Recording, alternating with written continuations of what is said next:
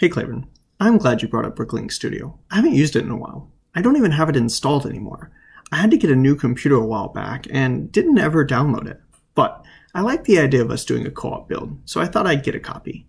I decided to install the beta because it has two new features I wanted to check out. An instructions maker, which seems promising since I really liked LDD instructions better than Studio's, and a photorealistic renderer, though I don't think the POV renderer was too bad. So let me download it and see what's changed. I've done a little prep first because, well, I don't think this time around building is the focus. I like this layout a little more, keeping all the sidebars minimized and working from the smaller palette. This works this time since I know what bricks I need, and I'm not using a ton of bricks. Although, because you mentioned it, I decided to see what the deal is with Lego chains in Bricklink Studio.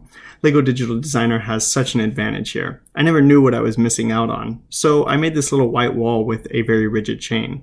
You generate the new instructions by going to Tools and selecting, well, Instructions Maker. The initial image looks promising, but I forgot to separate mine out into steps, so that didn't really help. I'll have to go back and do that now. I tend to break up the steps by just selecting a ton of bricks and just dropping them into the next step drawer, and then sorting afterwards, because you're right, there's a lot that could be improved here.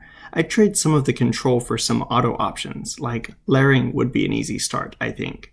Now that I've broken it out into 6 steps, when I generate the new instruction set, I get 6 different steps.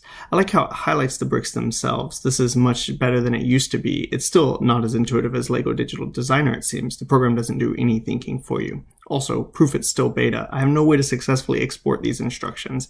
The little dialog box just freezes. I can't close it by canceling, exporting, or even the X. Right now, it seems the only way to get rid of it is by attempting to close the full program. However, the photorealistic renderer looks surprisingly photorealistic.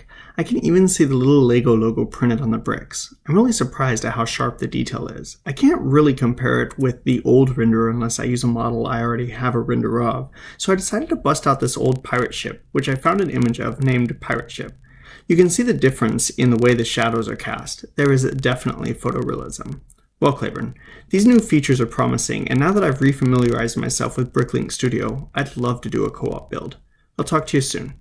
Over and out.